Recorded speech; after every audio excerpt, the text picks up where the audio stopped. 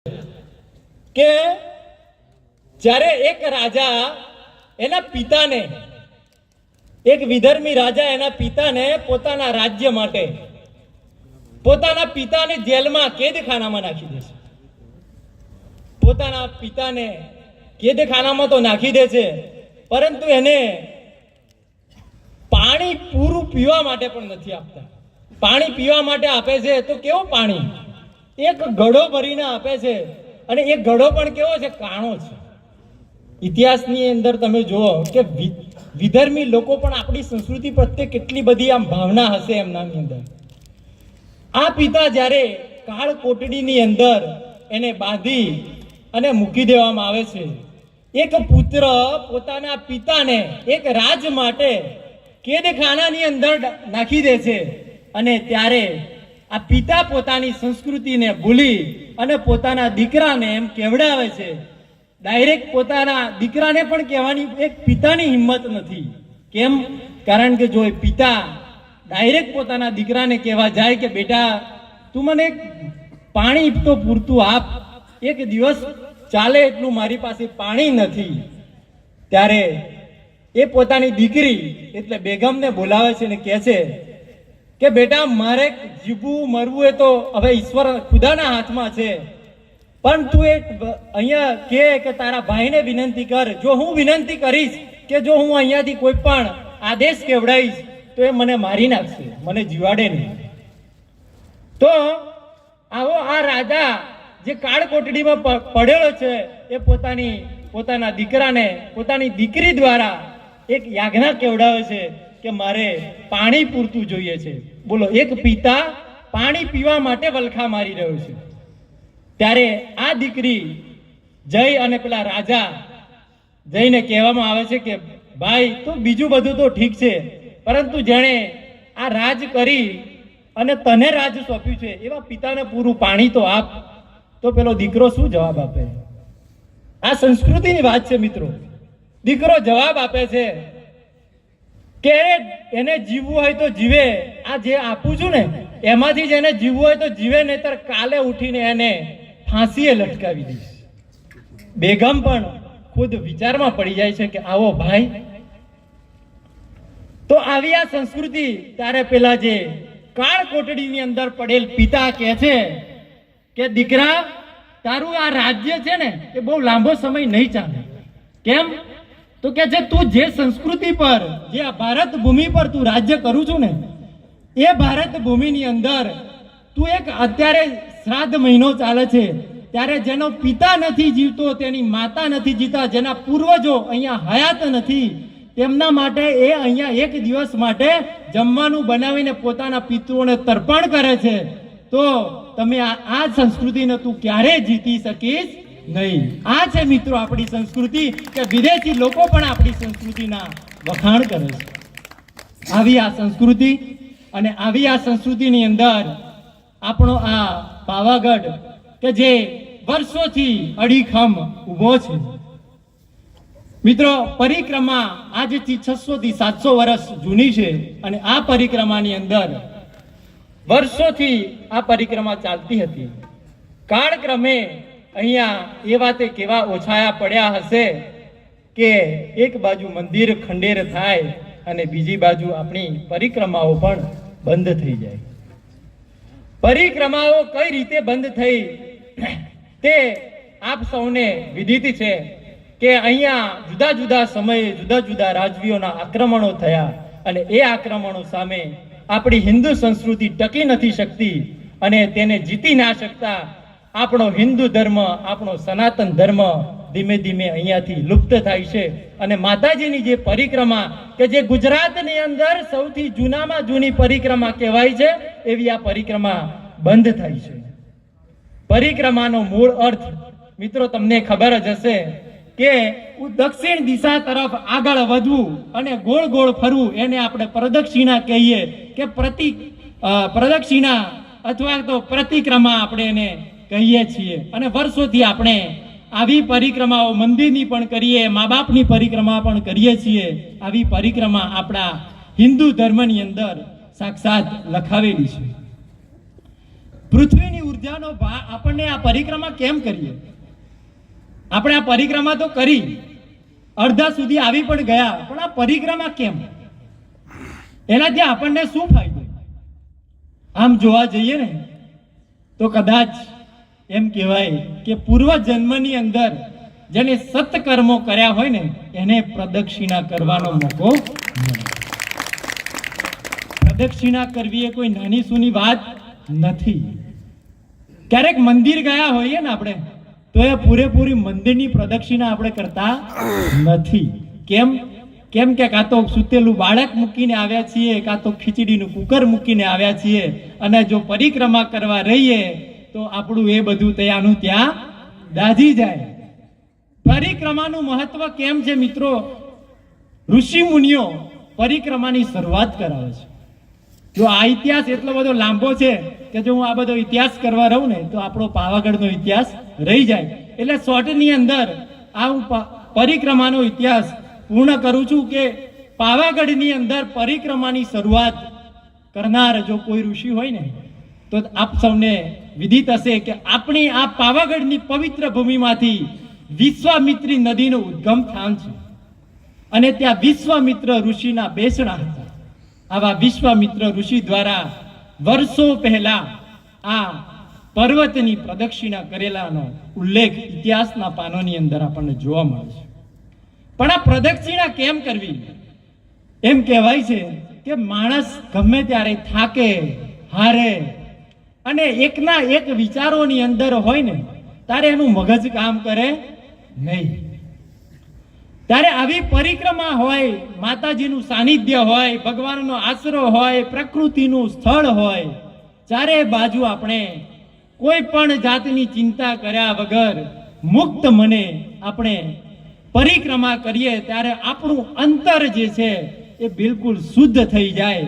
બિલકુલ આપણા જે દુઃખ અને દર્દ આપણે જે સાથે લઈને ભરતા હોય ને, જ્યારે માતાજીનો જય જયકાર થતો હોય, સાથે સાથે માતાજીના નાદ થતા હોય અને એની અંદર આપણે એની અંદર તલ્લીન થઈને ફરતા હોઈએ, પાવાગઢની પ્રદક્ષિણા કરતા હોઈએ ને ત્યારે આપણને કોઈ જ દુઃખ યાદ ના આવે, કોઈ જ વસ્તુ યાદ ના આવે. આને કહેવાય પરિક્રમા.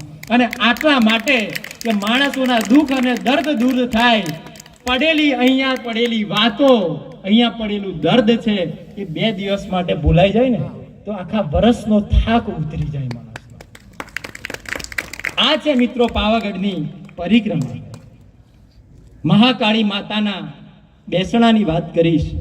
પાવાગઢની અંદર માં મહાકાળી બિરાજમાન છે, અને આજે જ્યારે આપણે માં મહાકાળી માતાની પ્રદક્ષિણા કરી છે, એક દુહાથી આપણે શરૂઆત કરીશું. એની હલ આ ભૂમિ કેવી છે એના માટે અમારા કવિ લખે,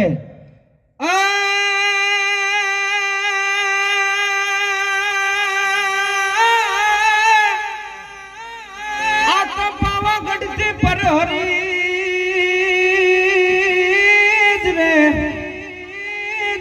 જોને પાવાગઢથી પરહરી અને સોળ સજા શણગાર પણ કાળી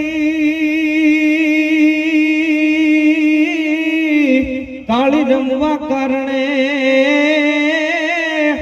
અરે મારી નવરાત નિર્ધાર પણ કાળી રમવા કારણે અરે નવરાત નિર્ધાર.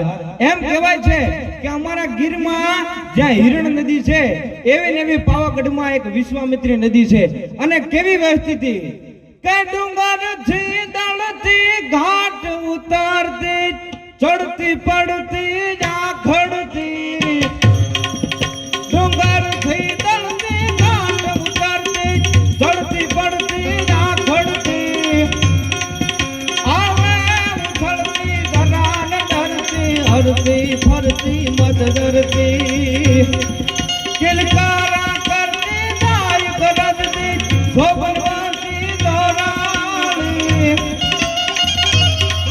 હિરણ હલકારી શોભનવાળી નદી રૂપાળી, નખરાળી નદી રૂપાળી, નખરાળી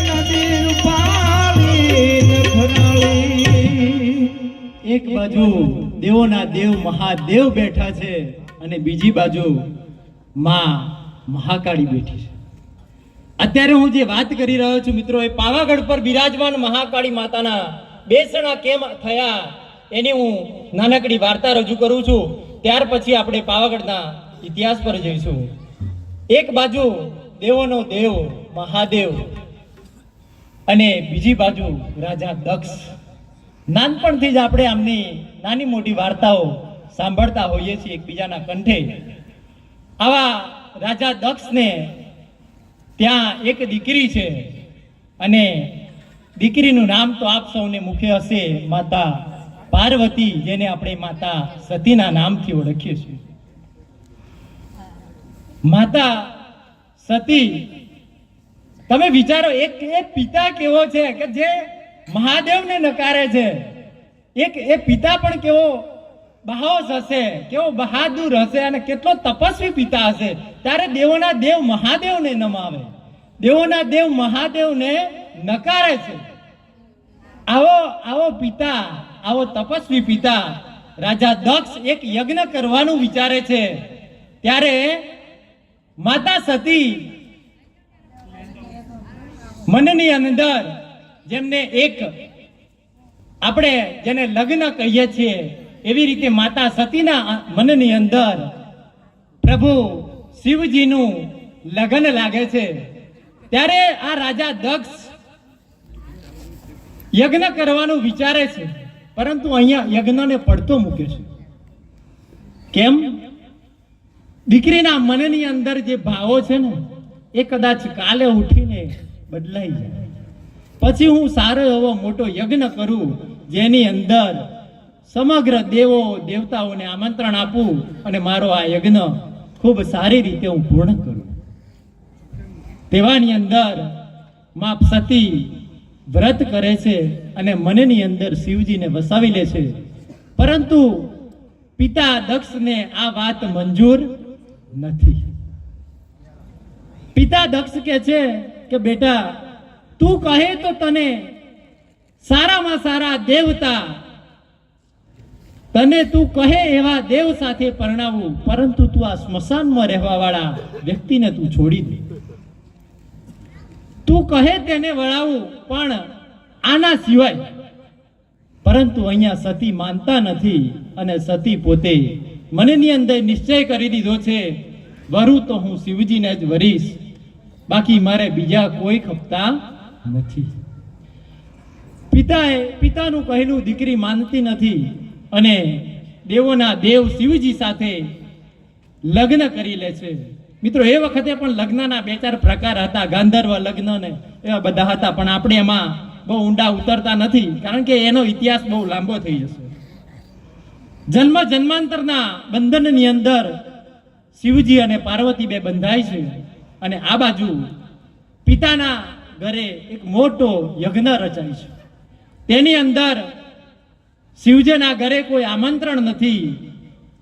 પિતાના ઘરે આટલો મોટો યજ્ઞ થઈ રહ્યો હોય, જેની અંદર સમગ્ર દેવી દેવતાઓના આમંત્રણ આપ્યા છે, સમગ્ર દેવી દેવતાઓને આસન આપ્યા છે, પરંતુ એક જ એ વ્યક્તિ છે કે જેને દેવોના દેવ મહાદેવ, કે જેને પોતાની દીકરી એમના ઘરે છે, છતાં પણ એને અહીંયા બોલાવવામાં આવતા નથી. સમય વીતે છે અને આ યજ્ઞનો દિવસ આવ્યો છે. સમગ્ર દેવી દેવતાઓ આકાશના બ્રહ્માંડ માર્ગે પિતાના ઘરે યજ્ઞની અંદર જતા હોય છે. ત્યારે દેવી મનની અંદર દુઃખી થાય છે અને વિચારે છે કે શિવજી, મારા પિતાના ઘરે યજ્ઞ રચાયો છે, ત્યારે આપણને આમંત્રણ નથી, તો હું શું કરું? શિવજી ભોળાનાથ એમને સમજાવે છે, આમ તો 4 જગ્યાએ જવાનું કોઈ આમંત્રણ ના હોય. એક પિતાના ઘરે જવું હોય, પિતાના ઘરે કોઈ ઉત્સવ ઉજવાતો હોય તો એમાં જવાનું કોઈ આમંત્રણ ના હોય. મિત્રના ઘરે જવાનું હોય, મિત્રના ઘરે જો ઉત્સવ ઉજવાતો હોય તો એનું કોઈ આમંત્રણ ન હોય. સદગુરુના ઉત્સવ ઉજવાતો હોય અને સદગુરુના ઉત્સવમાં જવાનું હોય તો એનું કોઈ આમંત્રણ ના હોય.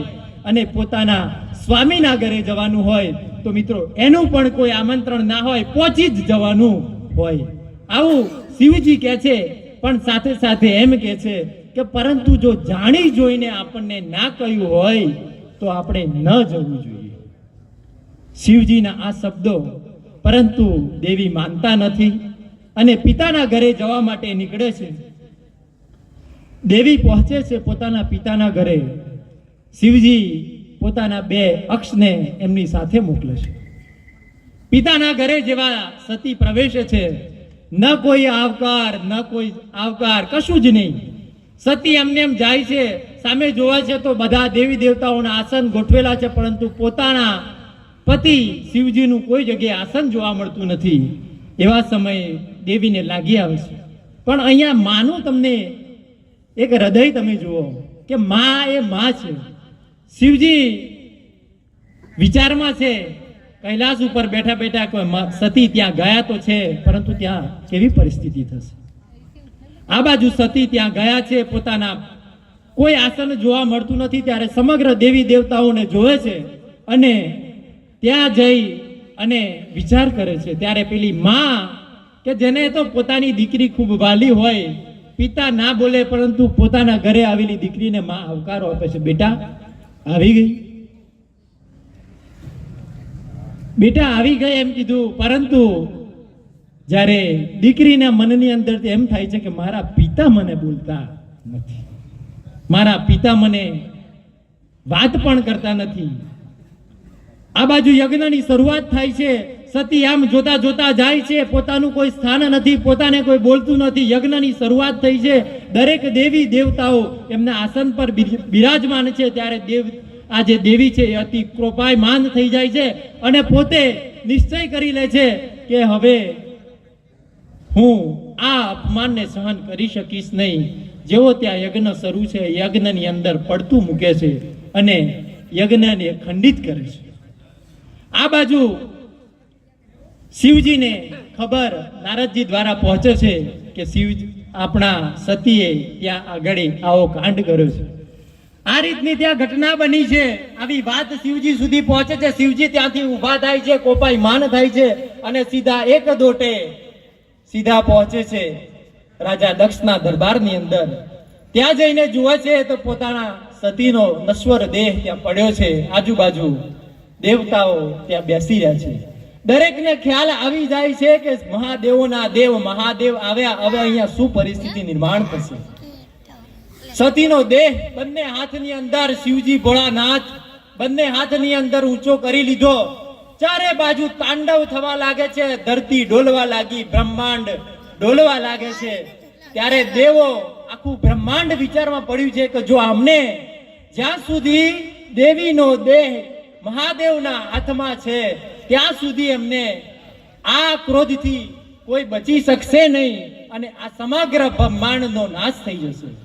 તેથી છેલ્લે વિષ્ણુ ભગવાન ને સર્વ દેવો વિનંતી કરે છે અને સુદર્શન ચક્રથી સતીના શરીરના 51 ટુકડા કરવામાં આવે છે. અને એ 51 ટુકડા જ્યાં જ્યાં પડ્યા ત્યાં શક્તિપીઠોનું નિર્માણ થયું. અને આવા શક્તિપીઠ એટલે આપણી મા મહાકાળી જ્યાં બિરાજે છે ત્યાં માતા સતીના જમણા પગની આંગળીઓ પડી અને અહીંયા 51 શક્તિપીઠોમાંનું એક શક્તિપીઠ એટલે મા મહાકાળી માતાનું પ્રાગટ્ય થયું, જેની આપણે અત્યારે પ્રદક્ષિણા કરીએ છીએ. મા મહાકાળી માટે એકદા જોરદાર જયકારો થઈ જાય. બોલો મહાકાળી માત કી જય. કે માડી તારા બેસણા ગાઢ પાવા માથે નવે ખાંડ નજરો પડે રે લો.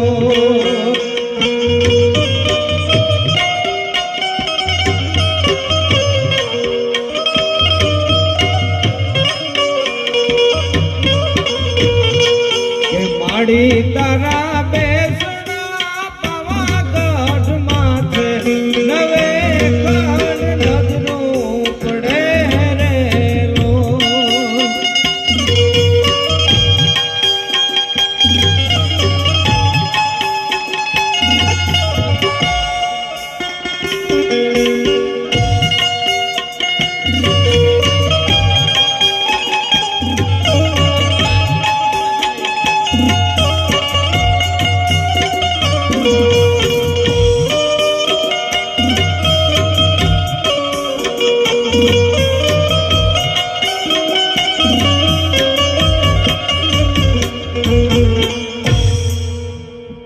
ચાંપાનેર રાજ્ય ગુજરાતની અંદર એક સમયની રાજધાની ચાંપાનેર ગામ, ચાંપાનેરની સ્થાપના કેવી રીતે થાય છે તેનો નાનકડો ઇતિહાસ, ચાંપાનેરની સ્થાપના કેવી રીતે થઈ, ચાંપાનેરની સ્થાપનાનો પ્રથમ રાજવી કોણ હતો તેના વિશે હું જણાવી રહ્યો છું.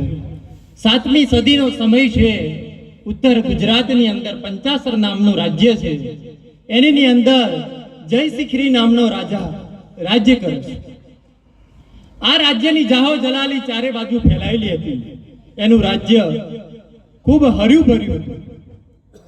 પંચાસર રાજ્યના બારોટ કનોજ રાજ્યની અંદર જાય છે. ત્યારનો એક રિવાજ હતો કે એકબીજા રાજ્યના વખાણ કરે. બીજા રાજ્યમાં જાય તો અહીંનો જે બારોટ હોય એ બારોટ બીજા રાજ્યમાં જઈને પોતાના રાજ્યનો ઇતિહાસનું વર્ણન કરે.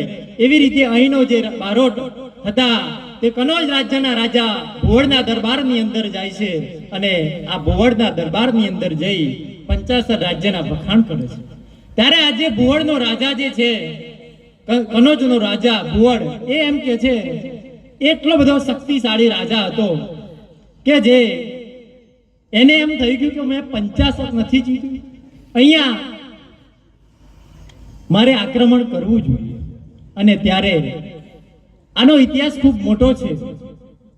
ત્યારે એણે મીરપાલ સેનાપતિનું 50 પર આક્રમણ થાય છે અને જયશિખરી રાજાને હરાવી જયશિખરી રાજા યુદ્ધની અંદર મરણ પામે છે. ત્યારે આર ભુવડ રાજા અને તે સમયે જયશિખરી રાજાની પત્ની રૂપસુંદરી કે જે ગર્ભવતી હોય છે, આ ગર્ભવતી રાણીની અંદર આ રાજાનો વંશ પળતો હતો. તેથી રાજાએ વિચાર કર્યો કે રાણી, હું તો જંગલની અંદર જઉં છું, હું તો આ વનભૂમિની અંદર યુદ્ધ લડતા લડતા કદાચ વીર ગતિ પામીશ, પરંતુ આપણો વંશ જીવતો રહે, આપણો વંશ વેલો આગળ વધે. એટલા માટે હું તને 2 હાથ જોડીને વિનંતી કરું છું કે આપણા સેનાપતિ અને તારો ભાઈ મામા સુરપાળની સાથે તું જંગલની અંદર જા અને ત્યાં તને કોઈક રક્ષણ આપશે અને ત્યારબાદ તું તારો જીવન શોધી લેજે. હું તારા ભાઈને તારી રક્ષા કરવા માટે તારી સાથે મોકલું છું અને હું વીર ગતિ પામીશ. પણ હું એક રાજપૂત છું એટલે હું એમનેમ મને પીઠ બતાવીને ભાગતા આવડશે નહીં એમ વિચારી રાજા જયશિખરી યુદ્ધ મેદાનની અંદર ઉતરી પડે છે. અને આ બાજુ રૂપસુંદરી અને તેનો ભાઈ સુરપાળ બંને જંગલની અંદર જઈ અને ત્યાં વસવાટ કરે છે. આ નાનકડી વાર્તા આપણે બાળપણથી સાંભળતા આવ્યા છીએ. જંગલની અંદર આ બાજુ જયશિખરી યુદ્ધની અંદર મરણ પામે છે, આ બાજુ જંગલની અંદર એક બાળકનો જન્મ થાય છે.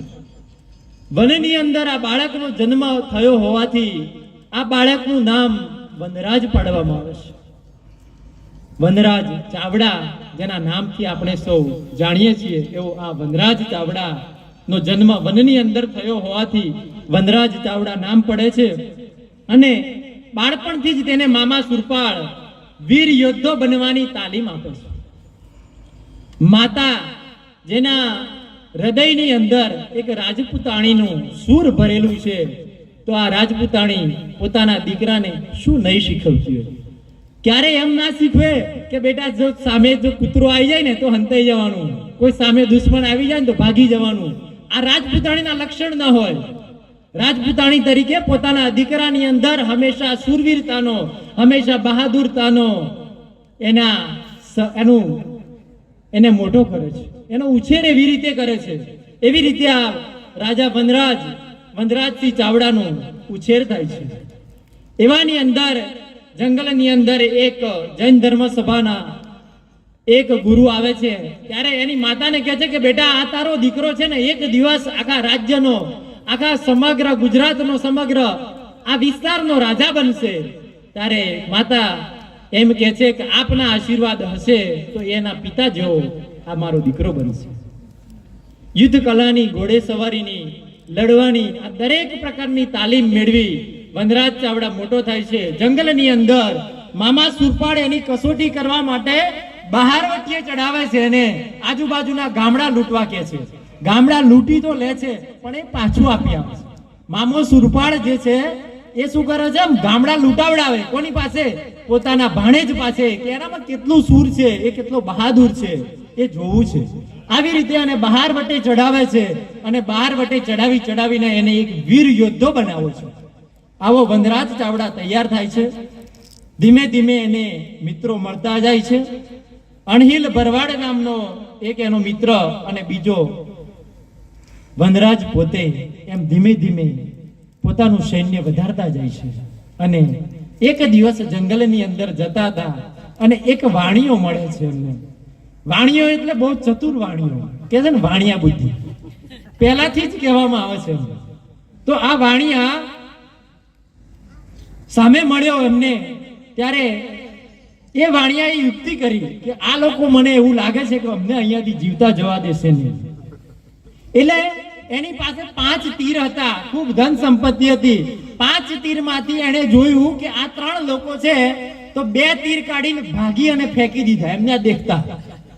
આ લોકો પણ વિચાર કરે છે કે આ ભાઈએ 2 તીર કેમ ભાગી નાખ્યા હશે. તો ત્યાં જઈને વનરાજ ચાવડા ના મિત્ર અણહિલે પૂછ્યું કે ભાઈ ત્યાં 2 તીર કેમ ભાગી નાખ્યા? તો કે આ 3 જે તીર છે ને એ તમારા 3 માટે પૂરતા છે. બોલો કેટલો હોશિયાર વાણિયો, એને એનું બહાદુરી, એની ચતુરતા વાપરી અહીંયા. તો વનરાજને લાગ્યું કે નક્કી આ વાણિયા આપણો કામનો છે, એની બુદ્ધિ આપણને ખૂબ કામ લાગશે, આ મિત્ર બનાવવા જેવો છે. એના 2-3 પારખા કરી જોયા તો ખરેખર આ બુદ્ધિની અંદર સૌથી બળવાન લાગ્યો. એટલે આ ચાપા વાણિયાને પણ તેમનો મિત્ર બનાવે છે. ચાપા વાણિયો મિત્ર બને છે એમનો. અને સમય જતા જતા વનરાજ ચાવડાએ પાછું ભુવડ રાજ્ય પર, પાછું કનોજ પર આક્રમણ કરે છે અને ભુવડ રાજાને હરાવે છે અને આ રાજ્ય પાછું મેળવે છે. આ મિત્રોની મદદથી જ આ બધું શક્ય બને છે. અને પંચાસર રાજ્ય પાછું મેળવે છે, પરંતુ પંચાસર પર રાજગાદી ન સ્થાપતા અણહિલ ભરવાડના નામથી અણહિલપુર પાટણ વસાવે છે. અને આપણા ગુજરાતનો જે ઇતિહાસ છે ને મિત્રો, એની શરૂઆત અહીંયાથી થાય છે. આ અણહિલપુર પાટણ વસાવ્યું વનરાજ ચાવડાએ.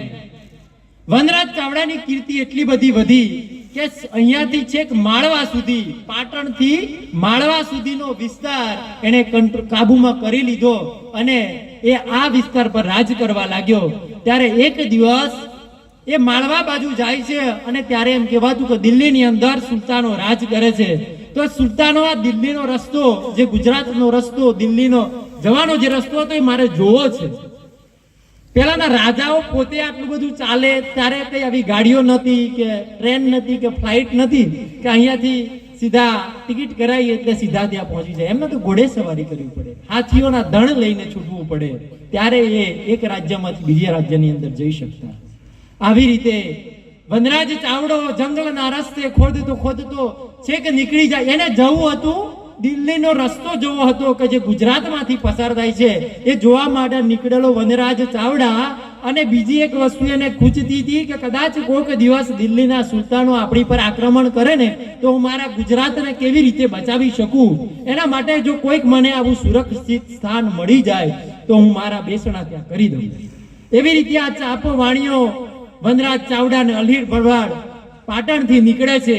આ બાજુ ચાલતા ચાલતા દોહદ, જે વખતે આપણે દાહોદ, અત્યારનું દાહોદ, એ વખતે દોહદ કહેવાય, આ દોહદ સુધી પહોંચી જાય છે. ત્યારે ત્યાં જઈને જોવે છે તો અમે તો રસ્તો ભૂલ્યા અને છેક પહોંચી ગયા દોહદ. ત્યાંથી પાછા વળે છે અને રસ્તામાં આવતા આવતા એમને એક આ ડુંગર મળે છે.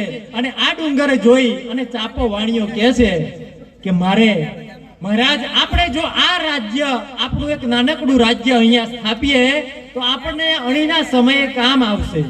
આપણને દુશ્મનો ક્યારેક આપણી પર ચડાઈ કરે ત્યારે આપણી સંપત્તિ સંતાડવા માટે પણ આપણને આ ડુંગર કામ આપશે. ત્યારે આ ચાપા વાણિયાના નામથી મિત્રો આપણું આ ચાપાનેર નામ આપી અને ચાપાનેરના નામ પડે છે અને ચાપાનેર વસે છે. આવી રીતે ચાપાનેર રાજ્યની શરૂઆત થાય છે. ચાપાનેર સાથે કેટલીય કિંવદંતીઓ જોડાયેલી છે, પરંતુ એ બધી રજૂ કરવી અત્યારે શક્ય નથી. આપ સૌ મિત્રો પણ ખૂબ જ થાકેલા છો એટલે હું ખીચી વંશના ઇતિહાસથી રાજપૂતો કેવી રીતે પાવાગઢની અંદર આવે છે ત્યાંથી ફરીથી શરૂઆત કરું છું. વિક્રમ સંવત આપણા ઈસવીસન થી 57 વર્ષ આગળ છે ત્યારે દિલ્હીની અંદર પૃથ્વીરાજ ચૌહાણનું રાજ ચાલે છે. તેમને સરાઉદ્દીન ગોરી ના યુદ્ધની અંદર પૃથ્વીરાજ ચૌહાણની હાર થઈ છે. રણથંભોરની ગાદી પર રણથંભોર નામનું રાજસ્થાનની અંદર આવેલું એક ગામ, અને એ ગામની અંદર આ રાજ્ય રણથંભોર, જેની અંદર વિજયરાજ, ગોવિંદરાજ, વાલણદેશ, પ્રહલાદ દેવ, વીર નારાયણ, વાઘભટ, જેતસિંહ અને હીરાદેવનો પુત્ર એટલે હમીરદેવ કે જે આ ઘટનાની અંદર અલાઉદ્દીન ખિલજીની સેના સામે હાર પામે છે અને ત્યાંથી અહીંયા હમીરદેવની રાણીવાસમાં એક સૂચના મળે છે અને જ્યાં સુધી રાજા એક નિશાની આપી છે કે જ્યાં સુધી તમને સુલતાનના કોઈ નિશાનો ગઢની અંદર ન દેખાય ત્યાં સુધી તમારે કોઈ જોહર કરવાનું નથી એમ કરીને રાજા યુદ્ધની અંદર જાય છે. ત્યારે હમીરદેવ આ યુદ્ધની અંદર જીતે છે, પરંતુ પોતે કહેલું વાક્ય ભૂલી જાય છે અને સુલતાનની જે નિશાનીઓ હતી એની સાથે ગઢની અંદર પ્રવેશ કરે છે. ત્યારે અહીંયા ગાડી એક સામટી રાણીઓ જોહર કરી લે છે અને ત્યારે અહીંયા એક દુર્ઘટના સર્જાય છે. ત્યારબાદ એમના 11મા સૈકાની અંદર રામગોર તુવાર નામનો રાજા પ્રથમ પાવાપતિ બની અને પાવાગઢની અંદર પોતાનું આધિપત્ય જમાવે છે. આ સમયમાં જ પાવાગઢ ઉપર 52 જિનાલય 52 દેરીઓ વાળું મંદિરની પણ સ્થાપના કરવામાં આવી છે.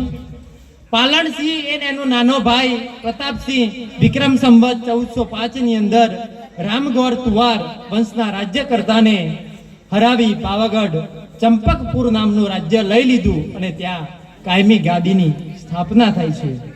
હવે મિત્રો હું સીધો આવું છું રાજા જયસિંહ દેવનો જન્મ કયા સંજોગોમાં થાય છે અને તેનો જે ઇતિહાસ જે છે એના વિશે હું રજૂઆત કરું છું. અત્યારે પિતા ગંગરાજેશ્વર જેને ગંગાદાસ ગંગાધરના નામથી આપણે સૌ જાણીએ છીએ. રાજાનો જન્મ પણ એક ઘટના સાથે થાય છે. રાજા જયસિંહ દેવ કે જે ઇતિહાસના પાને પતય રાવલના નામથી પ્રચલિત છે એવા રાજા